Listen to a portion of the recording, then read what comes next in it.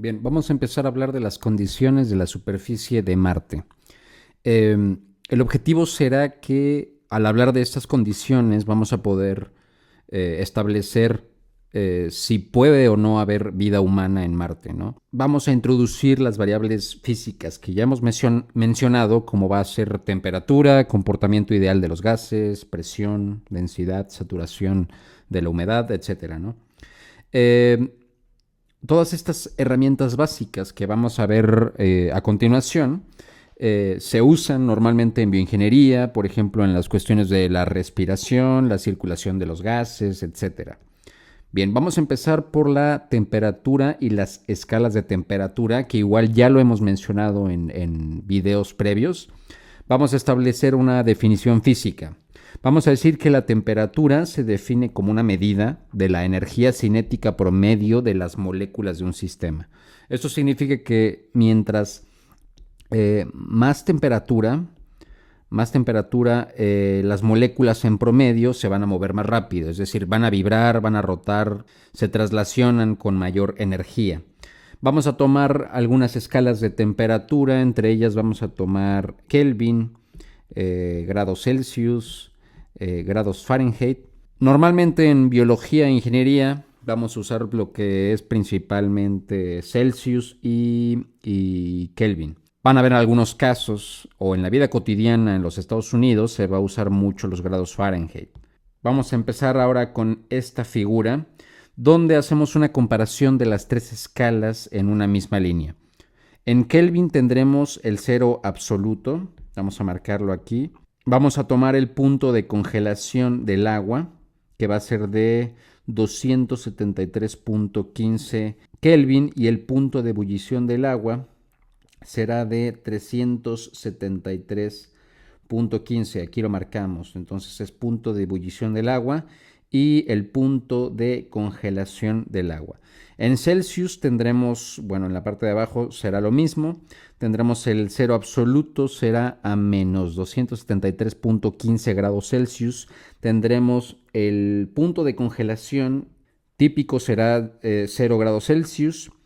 La temperatura ambiente típica será de 25 grados Celsius. La temperatura fisiológica 37 grados Celsius y el punto de ebullición del agua será de 100 grados Celsius. Para el caso de la escala Fahrenheit, tendremos el cero absoluto en menos 459.67, el punto de congelación del agua será de 32 grados Fahrenheit, la temperatura fisiológica rondará en los 98.6 grados Fahrenheit y el punto de ebullición será de 212 grados Fahrenheit. Como todas estas escalas son lineales, con distinta, digamos, elección de origen o offset, aquí podremos decir que una escala de temperatura se define ajustando una recta a dos puntos conocidos. En este caso, como ya lo vimos, el punto de congelación del agua o el punto de ebullición del agua a ciertas condiciones, como por ejemplo a una atmósfera de presión. Para Celsius se decide arbitrariamente que la congelación del agua es a 0 grados Celsius y la ebullición del agua ocurre a 100 grados Celsius. Entonces, para determinar, o digamos al extender la recta o esta recta hacia abajo desde los 0 grados, vamos a obtener que la temperatura donde la energía cinética sería teóricamente cero, donde las partículas no se mueven, va a ser entonces de menos 273.15 grados Celsius, donde a esta temperatura se le llama cero absoluto, y en Kelvin se define como 0 Kelvin, ¿no? Vamos a tener entonces diferentes ecuaciones. Por definición tomaríamos que la temperatura en Kelvin, ya sea que tengamos una temperatura en grados Celsius dada, sería entonces la temperatura en grados Celsius más 273.15. Así obtendríamos su equivalente en Kelvin, teniendo primero la temperatura en grados Celsius. Bueno, para empezar podemos decir que las temperaturas en la superficie de Marte van a rondar entre los menos 76 grados Celsius a menos 10 grados Celsius. Entonces, para convertir entre escalas, tenemos esta primera ecuación que ya mencionamos. Podemos tener una segunda que pudiera ser para calcular, digamos, la temperatura en grados Fahrenheit. Tendríamos que sería igual a 1.8 la temperatura en grados Celsius más 32. O en otro sentido, la temperatura en grados Fahrenheit sería igual a 1.8 veces la temperatura en Kelvin menos 459.67. Estas ecuaciones pues al final van a resultar de deducciones matemáticas cuando establecemos la diferencia, por ejemplo, entre el punto de congelación y el punto de ebullición, que sería por ejemplo, de 100 grados, ¿no? O de 180 grados en el caso del punto de ebullición.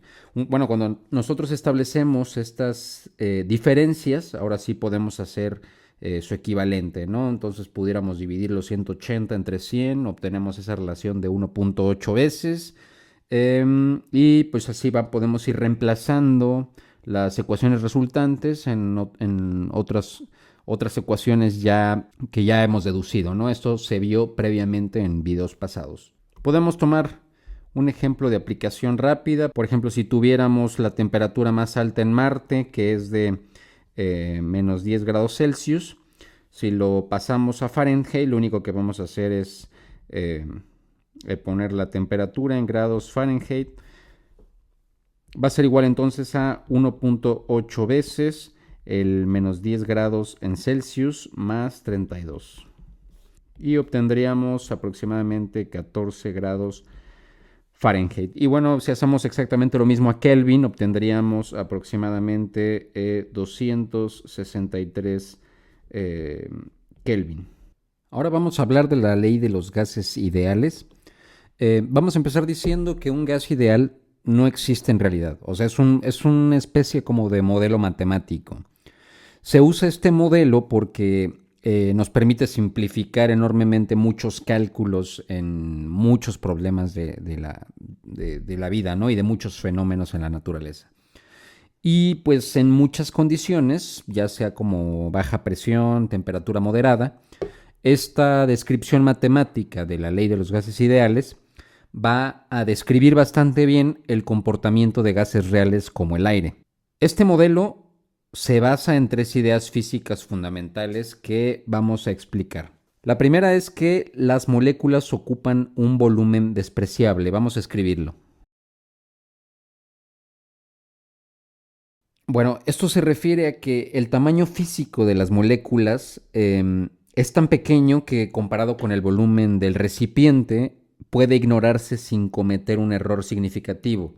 Un ejemplo intuitivo es, digamos, imaginemos un estadio de fútbol, que en este caso sería el volumen del recipiente, y dentro de este estadio de fútbol van a haber miles de canicas microscópicas flotando que pues pueden representar justamente las moléculas. Aunque estas moléculas o estas canicas tienen un tamaño, el espacio que ocupan va a ser insignificante comparado con el estadio. O sea, en el modelo ideal tratamos a las moléculas como puntos sin volumen.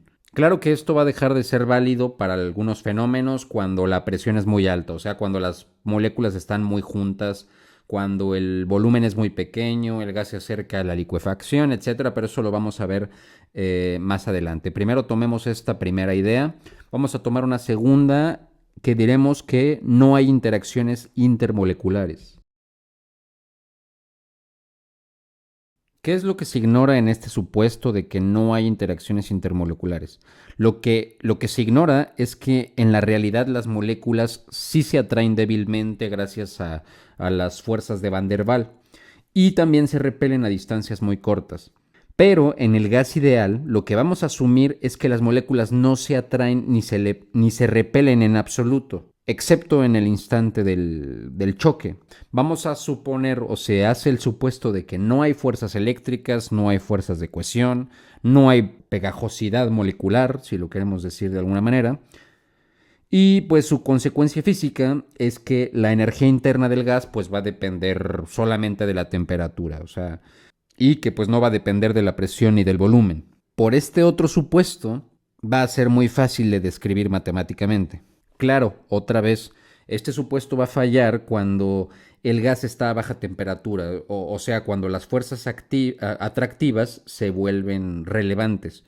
También cuando el gas está a presiones altas o el gas es muy polar, por ejemplo, con el vapor de agua. Vamos a poner este tercer supuesto, es que las colisiones son perfectamente elásticas. ¿A qué nos referimos con una colisión elástica? Bueno, una colisión perfectamente elástica significa que no se va a perder energía cinética, que la energía antes del choque va a ser igual a la energía después del choque. O sea, solamente van a cambiar de dirección y la distribución de velocidades. Esto va a aplicar tanto a choques molécula-molécula o choques entre las moléculas y la pared del recipiente. De forma ideal, es como si implicara que tanto las paredes no van a absorber energía del gas y el gas no se enfría por chocar con las paredes, o sea, no hay disipación interna. De esto surge que la presión solo será el intercambio de momento, o sea, no hay pérdida energética. Entonces, gracias a estos tres supuestos, donde la primera es que son moléculas puntuales, la segunda no hay fuerzas intermoleculares y la tercera es que decimos sobre las colisiones perfectamente elásticas, vamos a poder demostrar esta siguiente ecuación. Tendríamos que una presión que surge de los choques contra las paredes, multiplicada por un volumen que es simplemente el espacio disponible, va a ser igual a N, que va a ser el número de moles que indica cuántas partículas hay.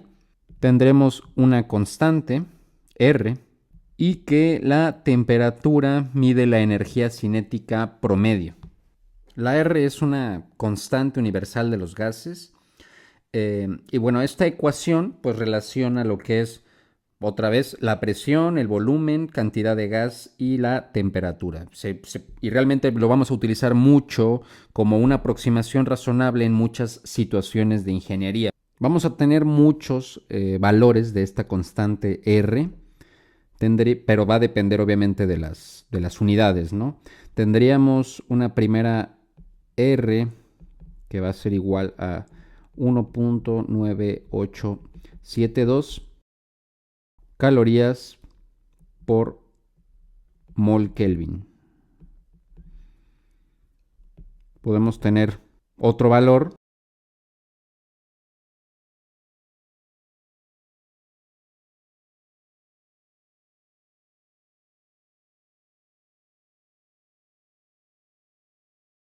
y sería aquí grado Rankine. Este grado Rankine, aunque no lo mencionamos, es una escala absoluta de temperatura del sistema inglés. Digamos que es a Fahrenheit lo que Kelvin es a Celsius. En su momento, pues podrá salir, ¿no? Tendríamos otro valor de R igual a 0.08206 litro atmósfera mol Kelvin. Todos estos valores es la misma constante física, solo que está expresada en unidades diferentes. Claramente que cuando usemos esta ecuación, debemos tener, o más bien debemos escoger la versión de esta constante universal de los gases, que sea compatible con las unidades de presión, de volumen, de moles y temperatura. Vamos a definir ahora dos condiciones de referencia. Tendremos la STP, o sea, la presión y temperatura estándar. Tomaremos que la temperatura será igual a 273 Kelvin, o sea, 0 grados Celsius, y que la presión será igual a 1 atmósfera. Bueno, a estas condiciones, un mol de gas ideal va a ocupar 22.4 litros, sin importar el gas del que estemos hablando o tratando. Tendremos ahora también una temperatura y presión biológica estándar que la vamos a denotar como BTP de Standard Biological Temperature and Pressure, donde para el cuerpo sería de, o más bien la temperatura sería de 310 Kelvin, o sea, 37 grados Celsius, que lo pusimos incluso en esta figura. Tenemos la temperatura fisiológica y de igual manera tendremos de presión una atmósfera. Vamos a decir que en un gas ideal, a una misma presión y temperatura, el volumen de una mezcla gaseosa va a ser proporcional al número de moles. Entonces, para gases ideales vamos a tener que fracción molar va a ser aproximadamente igual a fracción volumétrica. Otra vez a una misma presión y temperatura. Vamos a tomar un ejemplo, es decir, si el aire tiene el 21% en volumen de oxígeno molecular, entonces también va a tener 21% en moles de oxígeno molecular. En líquidos y sólidos esto no es cierto, o sea, el porcentaje volumétrico y el porcentaje molar no coinciden necesariamente. Nosotros sabemos que el aire terrestre, el aire de la Tierra, es aproximadamente de 79% de nitrógeno molecular y 21% de oxígeno molecular.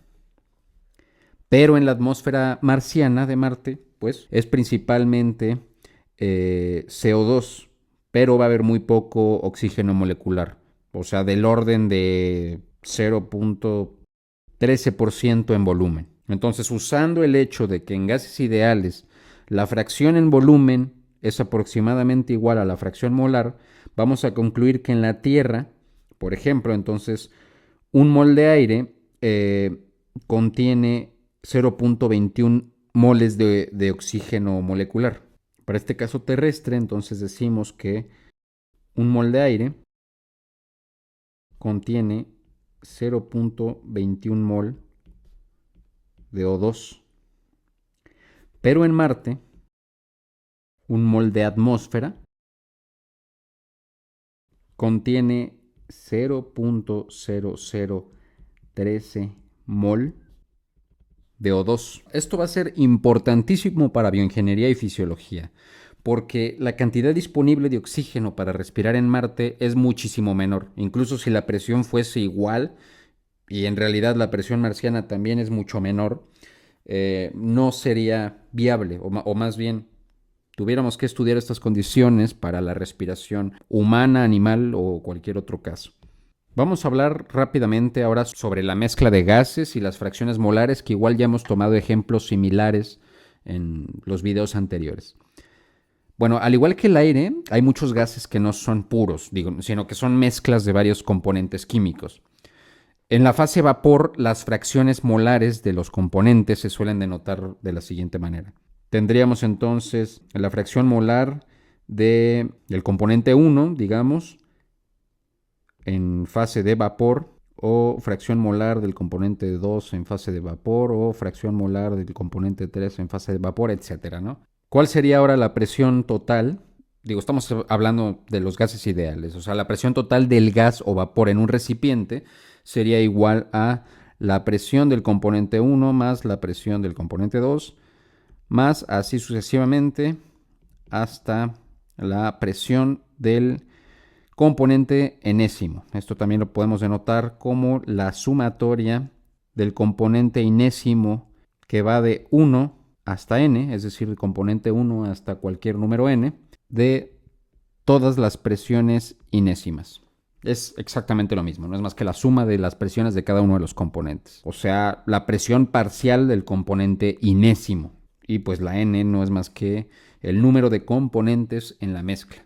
Y de la misma manera tendremos que la presión inésima no es más que la fracción molar de ese componente inésimo o en la fase vapor por la presión total. Un ejemplo rápido es que vamos a suponer que en una cámara con aire, digamos a una atmósfera, donde tendremos que la fracción molar del oxígeno molecular es igual a 0.21, como ya lo mencionamos. Entonces, la presión parcial del oxígeno molecular sería entonces la presión del oxígeno molecular va a ser igual a 0.21 por la presión total, que es una atmósfera. Y otra vez obtendríamos 0.21 atmósferas. Es exactamente lo mismo. Ahora, por ejemplo, en Marte, si la presión total fuera, por ejemplo, de 0.006 atmósferas y la fracción molar, digamos, de O2 fuera de 0.0013, entonces tendríamos la siguiente presión parcial, es decir, la presión de O2 en Marte sería igual a 0.0013, que es la fracción molar del O2 en la atmósfera de Marte, veces la presión total. La presión total de la atmósfera sería que 0.06 atmósferas y obtendríamos 7.8 por 10 a la menos 6 atmósferas. Comparando esta presión parcial de la atmósfera de Marte con la terrestre, vemos esta diferencia dramática. O sea, esto explica por qué la respiración directa de la atmósfera marciana es inviable para la humanidad en este caso. ¿Por qué mencionamos todo esto? Bueno, porque vamos a preparar, obviamente, las nociones o los conceptos matemáticos clave para calcular si un hábitat o traje espacial en Marte pueden mantener tanto temperaturas compatibles con el cuerpo humano, si existe la suficiente presión parcial de oxígeno, si existen condiciones de presión total, humedad, densidad del aire aceptables. Y bueno, una vez más, ahora sí lo que dimos fueron herramientas clave como la conversión de temperaturas de grados Celsius, Fahrenheit, Kelvin. Establecimos la ley de los gases ideales, la ecuación y el uso correcto de la constante R, de la constante universal de los gases, y también hablamos de la fracción molar y la presión parcial en mezclas gaseosas.